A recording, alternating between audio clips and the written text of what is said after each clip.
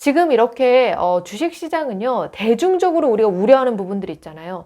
그 부분들은 시간이 지나면 다 사라지고 심리적으로 반대로 긴장도가 좀 낮았던 일들이 있어요. 근데 그런 부분을 탁탁 공격하는 것 같아요. 그래서 저는 지금 이 순간에 주식시장의 팽배한 분위기를 살펴보는 게 되게 중요하다고 생각합니다.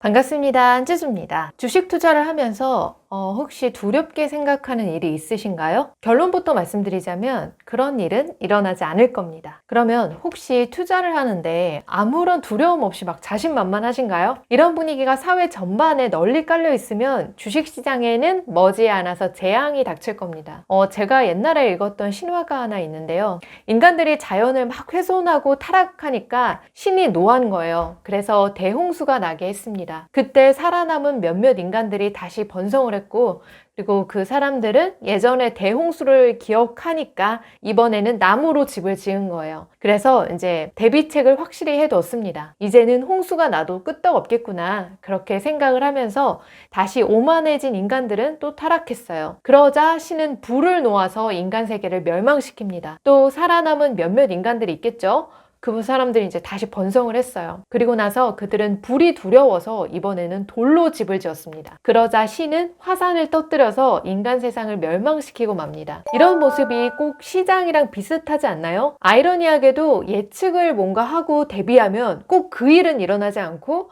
엉뚱한 데서 일이 빵 터지잖아요. 6개월 전에 가장 이슈가 됐었던 사건이 무엇인지 한번 돌이켜보세요. 언뜻 기억나는 게 제가 한 4가지 정도 있는데, 그게 이제 전쟁, 물류난, 그리고 국제유가, 환율, 이 정도였어요. 근데 지금 시장은 이 문제를 두고 그다지 고민하고 있지 않습니다. 그때 고민했었던, 그리고 걱정했었던 일들은 다 사라졌고 그 자리를 완전히 새로운 이슈들이 채우고 있어요. 또 2023년이 경기 침체의 한 해가 될 것이다, 그렇게 예상을 다들 했죠. 실제로 보면 그 우려하는 일이 꽤 일어났어요. 지금 보면 한국은 GDP도 꺾였고 또 어닝 쇼크가 있는 기업도 보이고, 그리고 금리 상승으로 어려움을 겪는 가게도 많죠. 이자 비용이 높아졌으니까요. 그리고 인플레이션은 아직도 여전히 높은 상태입니다. 분명히 경제 침체 국면에 있는 거는 맞지만 근데 또 주식시장은 오히려 이런 가장 어려운 수순을 벗어났죠. 그래서 최악의 상황 대비해서 주식시장은 좀 올라붙은 분위기입니다. 지금 이렇게 주식시장은요, 대중적으로 우리가 우려하는 부분들 있잖아요. 그 부분들은 시간이 지나면 다 사라지고 심리적으로 반대로 긴장도가 좀 낮았던 일들이 있어요. 근데 그런 부분을 탁탁 공격하는 것 같아요. 그래서 저는 지금 이 순간에 주식시장의 팽배한 분위기를 살펴보는 게 되게 중요하다고 생각합니다. 지금 시장은 인플레이션이 조금 꺾였기는 하지만 여기에 대한 우려가 아직 남아있어요. 그리고 경기 침체 국면에 놓여있다라고 하는 걱정도 여전히 남아있습니다. 그리고 고용시장이 타이트해서 금리가 앞으로 더 크게 인상될 수 있다 하는 그런 걱정도 있죠. 그러면서도 또 주가의 바닥점은 지났다는 분위기도 있어 보입니다. 이런 것들이 지금 우리가 지금 시장에서 가지고 있는 심리인데, 이런 사회 저변에 깔려있는 그런 심리 상태들을 두고 보면요, 이 상태로는 그 어떤 것도 우리의 걱정이 현실화될 우려는 별로 없어 보입니다. 이게 왜 그러냐면, 우리가 그러니까 시장 참여자 대다수가 은연중에 대비하고 있는 일이 있잖아요. 그렇게 은연중에 대비하고 있는 일은 일어나지 않을 거예요. 주식시장이나 부동산 시장을 한번 생각해 보세요. 큰 시세 상승은 대다수가 아직 확신을 갖지 못하고 막 주저주저 할 때, 그때 이제 큰 시세 상승이 시작됩니다. 반대로 모두가 상승을 예상하고 너도 나도 뛰어들 때는 슬슬 상투가 가까워졌다, 그렇게 보면 맞고요. 반대로 모두가 방심할 때 급격한 하락이 나옵니다. 2000년도에 IT 버블이 붕괴할 때만 해도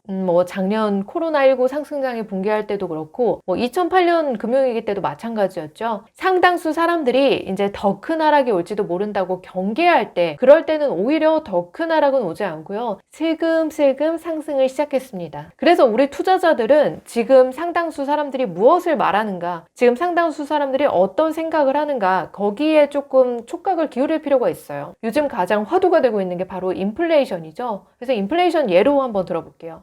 제가 최근에 기사를 보니까 실업률이 53년 만에 최저치여가지고 아직 인플레이션 위협이 남아있다라고 그렇게 이야기하는 세력이 있고, 또 반대로 디스인플레이션이다라고 이렇게 주장하면서 인플레이션이 점진적으로 이렇게 추세적으로 완화를 보인다고 주장하는 사람들도 있습니다. 뭐 다 맞는 말이겠죠. 근데 이렇게 보면은 인플레이션이 위협적이다라고 하는 생각과 인플레이션이 점점 더 완화되고 있다. 이 두 가지가 지금 줄다리기를 하고 있는 건데요. 근데 이런 상황에서는요, 급격한 인플레이션이 나타날 가능성이 굉장히 적다고 봅니다. 지금 사람들은 인플레이션에 대해서 살짝 두려운 마음을 가지고 있어요. 그러다 보니까 은연중에 대비하고 있잖아요. 이런 상태에서 인플레이션 융단 폭격이 막 일어나지 않아요. 상당수 사람들이 경계하고 마음의 준비를 하고 있잖아요. 이런 일들은 크게 우리의 경제 생활에 영향을 주긴 어렵습니다. 반대로 우리가 안심하고 있을 때 뒤통수를 탁 후려치는 게 시장의 특기죠. 결국 이렇게 사람들의 전망이 갈팡질팡한 상황에서는요, 어느 한쪽 방향으로 잘 진행되지 않는 것 같아요. 줄다리기를 하듯이 왔다 갔다 할 뿐이지 이런 거는 시장에 큰 영향을 주지 못합니다. 그런데 이 시장 상황이요, 사람들의 심리를 어느 한쪽 방향으로 쫙 몰아놓고서 정작 사태의 진행은 사람들이 예측한 것과 정반대의 방향으로 가게 될 수도 있는 거죠. 불과 몇 개월 전에 주식시장은 굉장히 악몽 같지 않았나요? 근데 지금 같은 경우에 보면요, 악재가 나와도 주가가 오르기도 하는 그런 모습을 보이고 있어요. 불과 뭐 한두 달 전만 해도 시장의 분위기가 굉장히 나빴는데 지금은 급격하게 바뀌었어요. 뭐 테슬라 주가 같은 경우에는 저점 대비해서 보면은 거의 2배 가까이 올랐고요. 또 뭐 어닝 쇼크에도 불구하고 삼성전자 주가는 아직 뭐 오만전자로 떨어지지 않고 견고하게 유지되고 있습니다. 과거에는 어땠죠? 금리 인상 내색만 해도 주가가 막 주춤했잖아요. 근데 요즘에는 금리 인상 후에 주가가 급격하게 더 상승하기도 해요.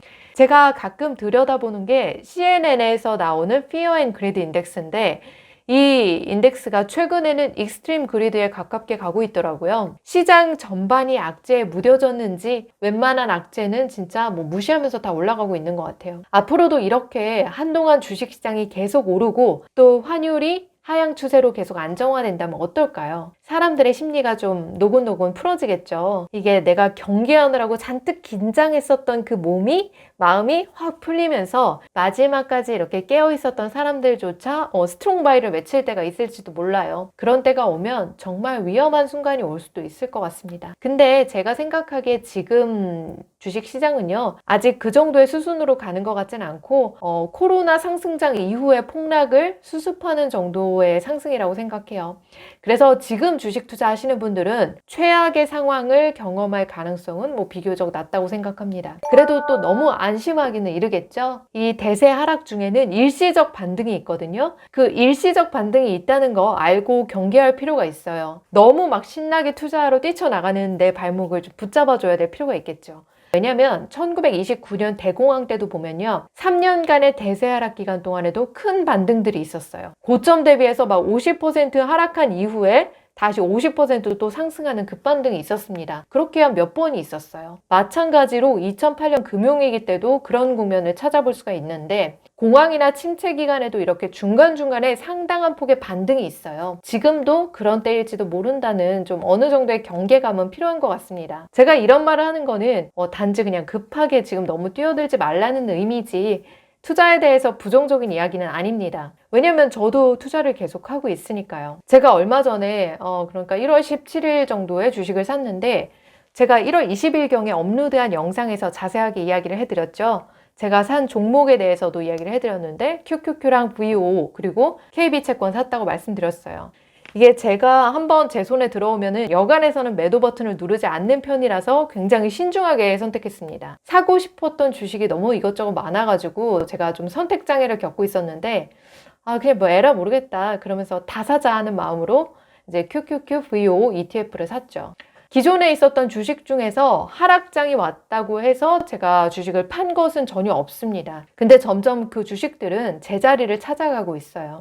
아직 뭐 전고점까지는 갈 길이 멀지만 그래도 꽤 많이 왔습니다. 저는 이 주가가 내리꽂을 때는 아무것도 안 하는 걸 선택한다고 누누이 말씀드렸는데, 지나고 보면은 늘 그러길 잘했다라는 생각이 들어요. 깊은 하락이 지나고 나면 또 상승이 피어오르겠죠. 지금 추운 겨울이 끝나고 또 따뜻한 봄이 오듯이요. 지금 주식시장에는 여러 가지 이야기가 혼재되어 있습니다. 마음이 상당히 복잡하시겠죠. 근데 그런 복잡함이 난무하는 때일수록 아주 큰 일은 일어나지 않습니다. 오히려 시장의 분위기가 막 한 방향으로 너무 치우쳐 있을 때, 그럴 때만 저는 조심하면 된다고 생각해요.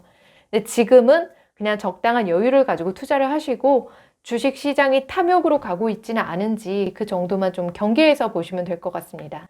오늘은 여기까지입니다. 주주님들 편안한 밤 되세요.